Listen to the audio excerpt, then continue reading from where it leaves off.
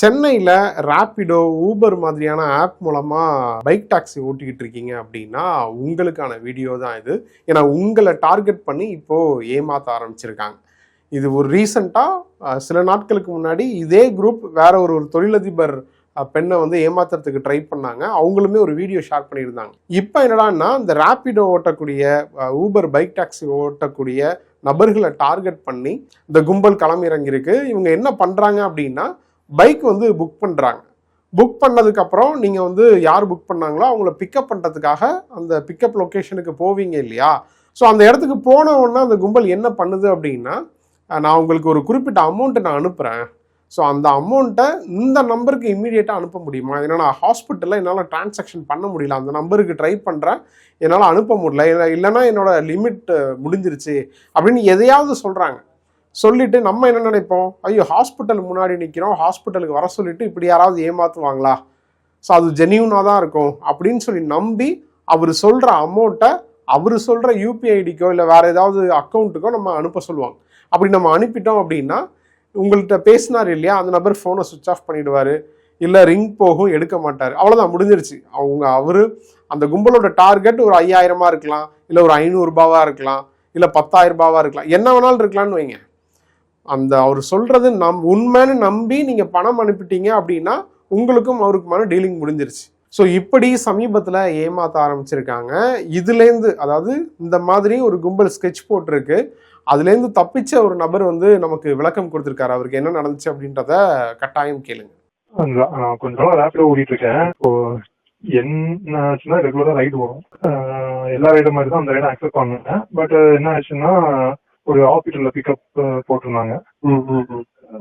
போனதுக்கு அப்புறம் வந்து ஹாஸ்பிட்டல்ல உள்ள இருக்காரு, நீங்க கொஞ்சம் வெயிட் பண்ணுங்க, அவரு முடிச்சுட்டு வெளியே வந்துருவாருன்னு சொன்னாங்க. நானும் வெளியே ஒரு 5 நிமிஷம் வெயிட் பண்ணேன். அதுக்கப்புறம் ஒரு கால் வருது, நான் உங்களுக்கு கூகுள் அமௌண்ட் அனுப்புறேன், நீங்க டாக்டருக்கு பே பண்ணிருக்கீங்க. அவன் நான் என்ன நினைச்சேன், அவர் அங்களுக்கு இது கிடையாது போல, அவர் அந்த மொபைல் எதுவும் இல்லை போல, மேபி மொபைல்னா கூட பழைய மொபைல், இந்த ஸ்மார்ட் போன் இல்ல அப்படின்னு நினைச்சிட்டு நானும் சரி ஓகே பண்ணுங்கன்னு சொல்லிட்டு வெயிட் பண்ணேன். அப்புறம் எனக்கு அமௌண்ட்டும் வந்துருச்சு, எனக்கு அமௌண்ட் கிரெடிட் மெசேஜ் வந்துச்சு. அதுக்கப்புறம் சரி ஓகேன்ட்டு உள்ள போய் பார்த்தேன் எங்க டாக்டர் இருப்பாங்க அப்படின்ட்டு. அதுக்கப்புறம் அந்த நம்பருக்கு கால் பண்ணி கேட்டேன், இந்த மாதிரி உங்க அங்கிள் இன்னும் வரலன்ட்டு. அவங்க அங்கிள் தான் வெயிட் பண்ணிருக்கேன், வந்தா நாங்க போய் பேமெண்ட் பண்ணிடுறோம் அப்படின்னு. அதுக்கு இல்ல எங்க அங்கிள் வாஷ்ரூம் போயிருக்காரு, நீங்க பே பண்ணிருங்க அப்படின்ட்டு. அதுக்கப்புறம் தான் சொல்றாரு, டாக்டரோட போன்பே நம்பரை டாக்டர் அங்கிருந்து கிளம்பிட்டாரு அப்படின்னாரு. எனக்கு அப்போ டவுட் வந்துச்சு. அப்புறம் மெசேஜ் போய் பார்த்தா மெசேஜ் மட்டும் தான் வந்திருக்கு, வெறும் டெக்ஸ்ட் மெசேஜ் அனுப்பிச்சிருக்காங்க, உங்க அக்கௌண்ட்டுக்கு இந்த எவ்வளவு அமௌண்ட் கிரெடிட் ஆயிருக்கு 5100 அப்படின்னு மெசேஜ் மட்டும் வந்திருக்கு. அதுக்கப்புறம் கன்ஃபார்ம் பண்ணிட்டேன், ஓகே இது ஸ்கேம் தான் போல அப்படின்ட்டு. அப்போ ரைட் புக் பண்ணது வேற ஒருத்தர், அவரு சென்னையில இருக்காரானே தெரியாது.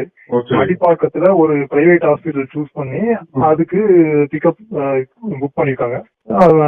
தமிழ்நாடே கிடையாது, ஹிந்தி பாதி இங்கிலீஷ் பாதி தமிழ் கொஞ்சம் கொஞ்சம் தெரியுது. அப்படி இதுதான் நான் நம்பிதான் போய் வெயிட் பண்ணேன். அதுக்கப்புறமா டவுட் வருமே பேங்க் செக் பண்ணேன், பேங்க்ல வந்திருக்கான்ட்டு. அமௌண்ட் உண்மையிலே கிரெடிட் ஆனா கூட நான் சரி அவங்க அங்கே பாத்துட்டு இல்லை ஏதாச்சும் வெரிஃபை பண்ணிட்டு தான் பே பண்ணணும்னு இருந்தேன். பட் அமௌண்டே வராதவங்க திரும்ப நான் கால் பண்ணி உங்க அங்கிள் எனக்கு புரிஞ்சிருச்சு ஸ்கேம் தான் பண்றான்ட்டு, சரி உங்க அங்கிளுக்கு நான் வெயிட் பண்றேன் அப்படின்னு. இல்ல எங்க அங்கிள் வர கொஞ்சம் நேரம் ஆகும், நீங்க இமீடியட்டா இது பண்ணிருங்க அப்படின்னு அவன் கேட்க ஆரம்பிச்சான். அதுவும் அவன் ஒரு நம்பர்ல கால் பண்றான், போன்பே சொல்லி இன்னொரு நம்பரை கொடுக்குறான், அதுவும் ஏதோ ஹிந்திக்காரங்க நம்பர் தான், நேம் தான். ராபிடோ இந்த பைக் புக் பண்ணி வர வச்சு இப்படி நீங்க எவ்வளவு நேரம் ஸ்பெண்ட் பண்ணீங்க? நான் ஒரு 15 to 20 மினிட்ஸ் தான். எனக்கு அந்த 2 பேருமே ஹிந்தி நேம்னால எனக்கு கொஞ்சம் டவுட் வந்துச்சு ஃபர்ஸ்ட். இல்ல உங்களுக்கு மெசேஜ் வந்துருச்சு, இப்போ அமௌண்ட் அனுப்பிட்டேன்னு சொல்லி மெசேஜ் அனுப்பணும்ல, அதுக்கப்புறம் உங்களை புஷ் பண்ணலாம் சீக்கிரம் அனுப்புங்க. புஷ் ஆமா ரெகுலரா ஆமா கால் பண்ணி சொன்னதே ரிப்பீட் பண்ணி சொல்லிட்டு இருந்தாங்க, போன்பே நம்பர் அனுப்பியிருக்கேன், அதுக்கு எங்க அங்கிள் இப்போ வந்துருவாரு, நீங்க முதல்ல இதை சென்ட் பண்ணுங்க, எங்க அங்கிள் வந்துருவாரு, அதே தான் ரிப்பீட் பண்றாங்க. ராபிடோக்கு கால் பண்ணீங்களா? ஆமா ராபிடோ கேருக்கு கால் பண்ணி அவங்க ஏதாச்சும் ஸ்டெப் எடுப்பாங்க, இல்ல மத்த ரைடர்ஸ்க்கு கொஞ்சம் இன்ஃபர்மேஷன் கொடுத்து அவங்கள வேட்டா இருக்க சொல்லுவாங்கன்ட்டு நினைச்சு அவங்களுக்கு கால் பண்ணி கம்ப்ளைண்ட் பண்ணேன். அவங்க என்ன சொன்னாங்க, அவங்க எதுவுமே சொல்லல, அவங்க கேஷுவலா நீங்க சேஃபா இருந்துக்கோங்க அப்படின்னு ஒரே வார்த்தை தான் சொன்னாங்க. சரி, நான் இந்த நம்பர் என்கிட்ட இருக்கு, அந்த மெசேஜ் ப்ரூஃப் இருக்கு, 2 மொபைல் நம்பர் கொடுத்தாங்க, 2 நம்பருமே இருக்கு, அதை வச்சு ஏதாவது பண்ண முடியுமான்னா இல்ல அப்படி பண்ண முடியாதுன்றாங்க. அவங்க சைட்ல மேபி இப்போ இந்த நம்பருக்கு ரிப்போர்ட் பண்ற மாதிரி ஆப்ஷன் இருந்தா கூட பண்ணலாம். பட் அதுவும் ராபிடோட இல்ல, அப்படிதானே? ஆமா, அந்த மாதிரி ஆமா, எனக்கு தெரிஞ்ச அந்த ஆப்ல ஒரு கஸ்டமர் கேர் நம்பர் இருக்கு, அதுக்கு தான் நான் பண்ணேன். அப்படி கம்ப்ளைண்ட்னா தனி நம்பர் அப்படி சொல்லியிருந்தா கூட பரவாயில்ல. ஜஸ்ட் நீங்க சேஃபா இருந்துக்கோங்க, அது மட்டும் தான் அவங்களோட ரெஸ்பான்ஸ். உண்மையிலே பேமெண்ட் அனுப்பாம மெசேஜ்ல, அதாவது ஜிபேல மெசேஜ் மூலமா ஜஸ்ட் அந்த அமௌண்ட்டை டைப் பண்ணி அனுப்பிட்டு நான் உங்களுக்கு பேமெண்ட் அனுப்பிட்டேன் அப்படின்னு சொல்லி ஏமாத்துது. ரீசெண்டாக ரோஹிணி அப்படின்ற பெண்ணுமே வந்து இது ரிலேட்டடாக ஒரு வீடியோ போட்டிருந்தாங்க. அதாவது அவங்களுக்கு ஒரு கால் வந்துச்சு, அதில் பேசுகிற நபர் வந்து உங்கள் அப்பாவுக்கு நான் கொஞ்சம் அமௌண்ட் கொடுக்கணும், கடனாக வாங்கியிருந்தேன், அந்த அமௌண்ட்டை கொடுக்கணும், உங்கள் நம்பரை கொடுத்து உங்கள்கிட்ட பேச சொல்லியிருந்தாங்க, உங்கள் நம்பருக்கு நான் அனுப்பிட்டுமா அப்படின்னு சொல்லிட்டு அவங்க சொன்ன தொகையை விட அதிகமாக நான் அனுப்பிட்டேன் அப்படின்னு சொல்லிட்டு அந்த அமௌண்ட்டை எனக்கு ரீஃபண்ட் பண்ணுங்க அப்படின்னு பேசி ஏமாத்த பார்த்துருக்காரு. ஸோ அதுலேருந்து அவங்க எப்படி உஷாராகி எஸ்கேப் ஆனாங்க அப்படின்றதையுமே அவங்களே ஒரு வீடியோவாக போட்டு வெளியிட்டு இருந்தாங்க. ஸோ இது ரிலேட்டடாக நம்ம பல வருஷமாக பேசிக்கிட்டு இருக்கோம்.